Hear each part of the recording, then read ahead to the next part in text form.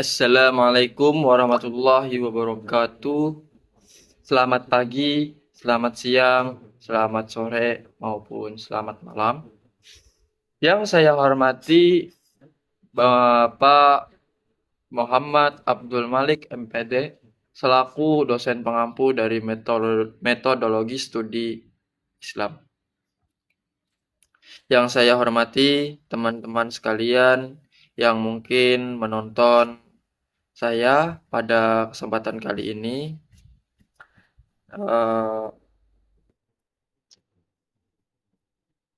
Terima kasih karena telah meluangkan waktu untuk hadir pada kesempatan ini tepatnya.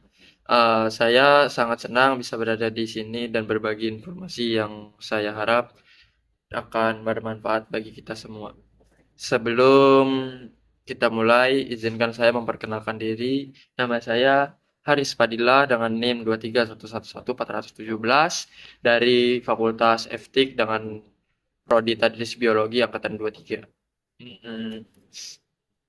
Baiklah, topik kali ini adalah penuntasan ujian akhir semester metodologi studi Islam untuk mendapatkan nilai akhir, dan saya berharap ujian ini dapat memberikan wawasan baru dan membuka wawasan yang lebih bermanfaat. Tanpa berlama-lama, mari kita mulai. Pada pertanyaan yang pertama, apa sikap yang kita lakukan ketika kita bertemu budaya masyarakat yang tidak sesuai atau bertentangan dengan nilai Islam? Secara pribadi, ketika kita bertemu nih dengan budaya yang tidak sesuai atau bertentangan dengan nilai Islam, sikap yang harus diambil itu ada, yaitu dengan cara kita bertoleransi dan menghormati dan penghormatan. Itu kita menghargai perbedaan dan menjaga sikap saling menghormati tanpa mengorbankan prinsip-prinsip ajaran Islam. Lalu kita berdialog dan berkomunikasi, melakukan dialog yang baik untuk menjelaskan ajaran Islam secara bijaksana dan tanpa paksaan. Kita menjelaskan perbedaannya, kita menjelaskan untuk menyadarkan orang tersebut bahwasanya apa yang mereka lakukan itu salah. Tapi kita harus menjelaskannya secara damai dan secara secara halus, lalu menjaga identitas Islam. Nah, kita harus tetap berpegang pada ajaran Islam dalam kehidupan pribadi, namun tanpa menilai atau menghukum budaya lain. Lalu selektif dan adaptif. Kita harus menyaring nilai-nilai budaya yang dapat diterima dan menolak yang bertentangan dengan syariat Islam, seperti praktik-praktik yang mengarah pada ketidakadilan dan eksploitasi. Lalu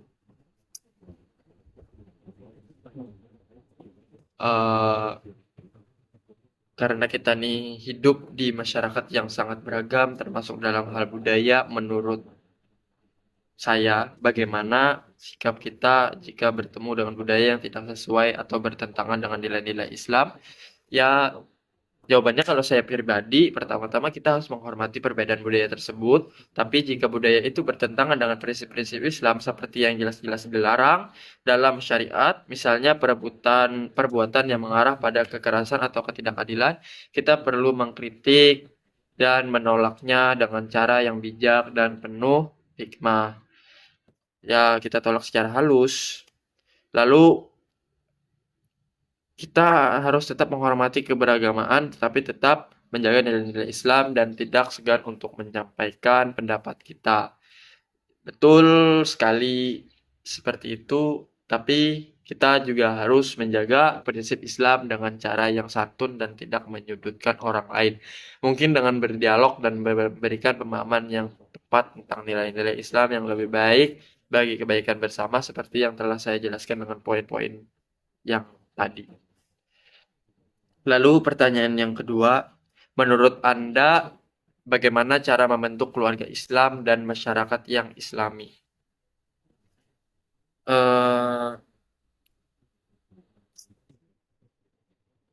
Menurut saya itu untuk membentuk keluarga Islami ada beberapa hal eh, yang perlu diperhatikan. Yang pertama, kita harus belajar agama yang dengan cara mengajarkan ajaran Islam sejak dini kepada anak-anak dan menjalankan ibadah bersama sebagai keluarga. Lalu kita harus memiliki hubungan yang harmonis. Contohnya seperti suami istri saling mendukung dalam kebaikan dan menjalankan peran dengan adil sesuai dengan ajaran Islam. Lalu teladan bagi dalam akhlak, memberikan contoh yang baik dalam kehidupan sehari-hari melalui sikap sabar, jujur, dan adil. Untuk membentuk masyarakat Islam, langkah-langkah yang dapat diambil adalah meningkatkan kesadaran agama melalui pendidikan dan kegiatan dakwah yang menyentuh semua lapisan masyarakat.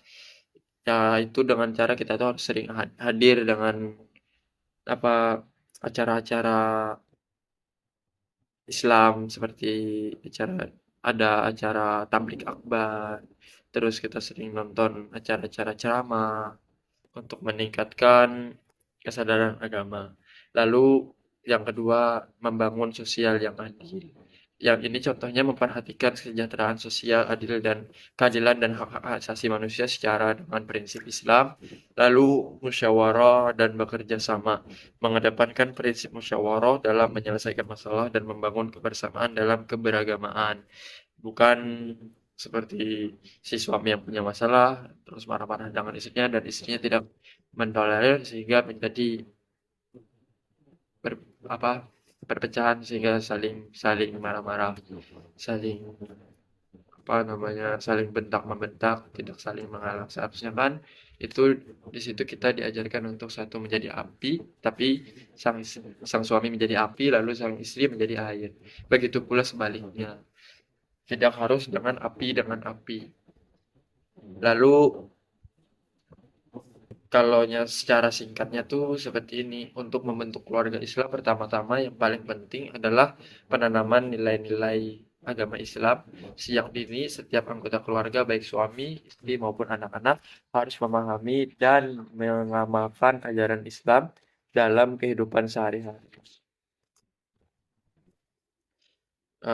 Terus mulai dari ibadah, akhlak, hingga hubungan sosial.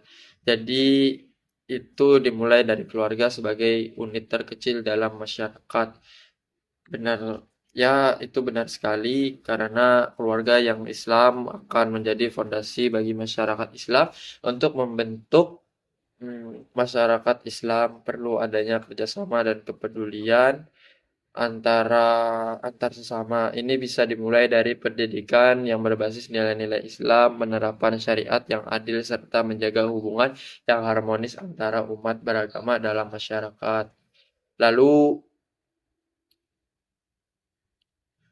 apakah keluarga Islami adalah pondasi pertama, kemudian itu akan memperkuat masyarakat Islam secara keseluruhan? Ya, benar sekali. Lalu kita akan muncul pada pertanyaan yang ketiga. Jelaskan apa yang Anda ketahui tentang pendekatan sosiologi dalam studi Islam. Sebutkan contohnya.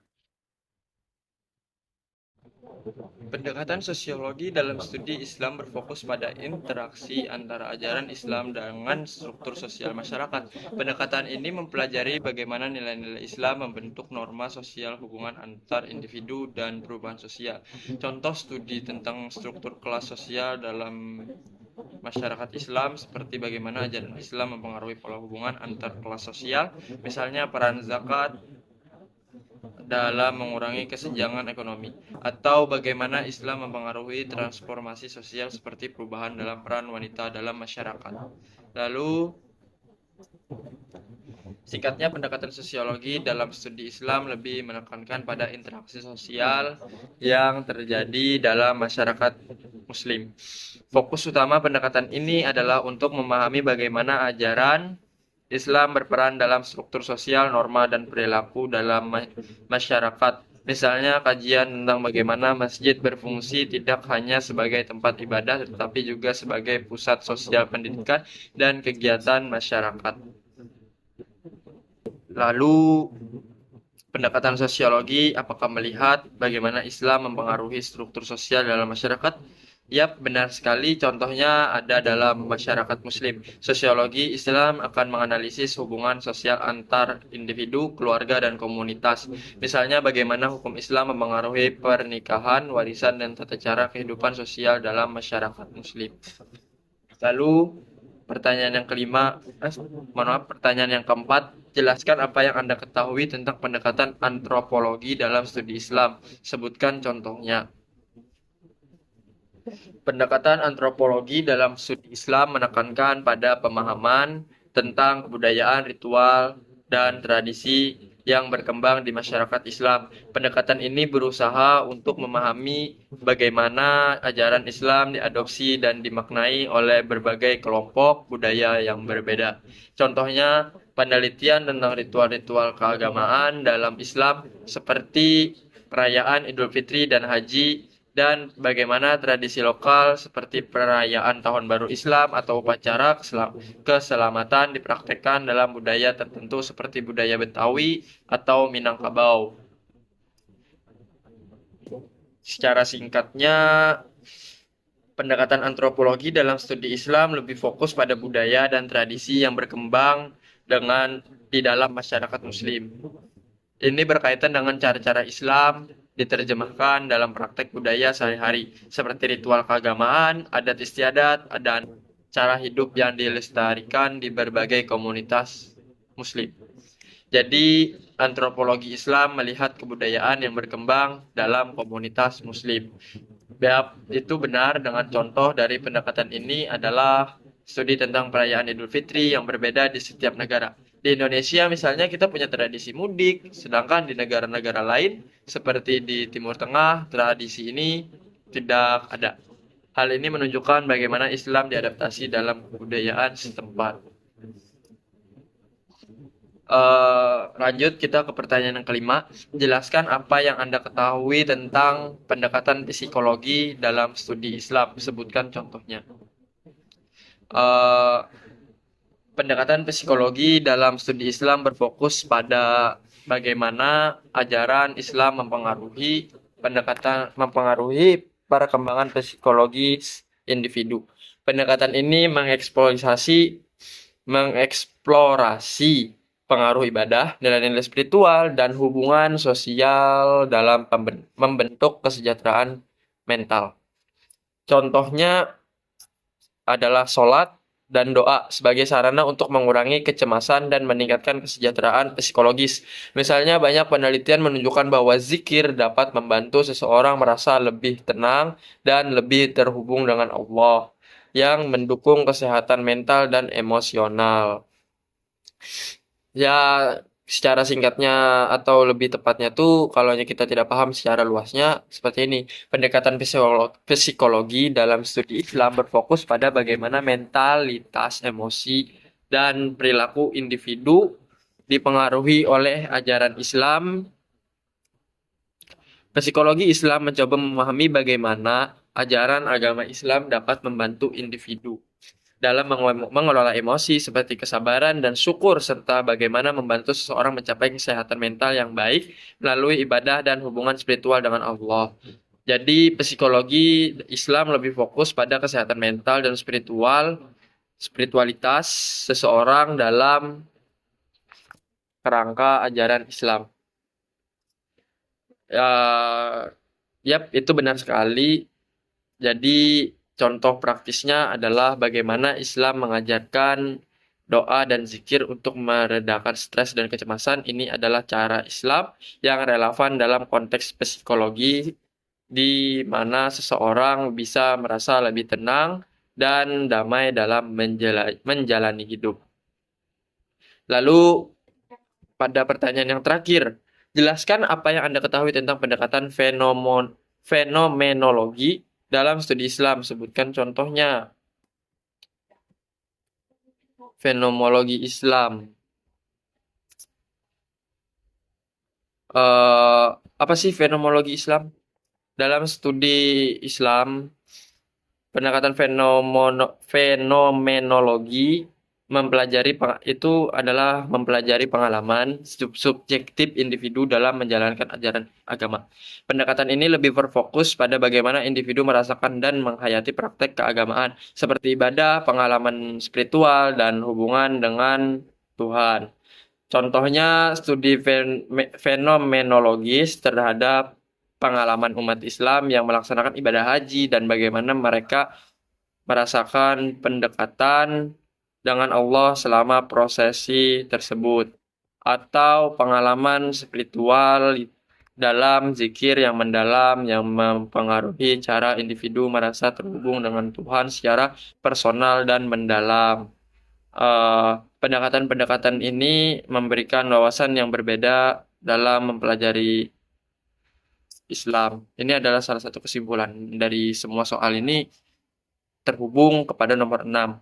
Jadi, pendekatan-pendekatan ini memberikan wawasan yang berbeda dalam mempelajari Islam, baik dari segi sosial, budaya, psikologis, maupun pengalaman religius. Setiap pendekatan menawarkan cara yang lebih mendalam untuk memahami Islam dan konteks kehidupan sehari-hari, masyarakat, dan hubungan dengan Tuhan. Itu secara kesimpulan dari ke-6 soal ini. Tapi kita masih dengan nomor 6, dan nomor 6 ini adalah fenomenologi dalam studi Islam. Jadi, eh, pendekatan fenomenologi dalam Islam, studi Islam berfokus pada pengalaman spiritual dan keagamaan individu, serta bagaimana mereka merasakan dan memaknai ajaran Islam dalam kehidupan mereka. Pendekatan ini lebih menekankan pada pengalaman subjektif dan kesadaran pribadi seseorang dalam menjalani agama.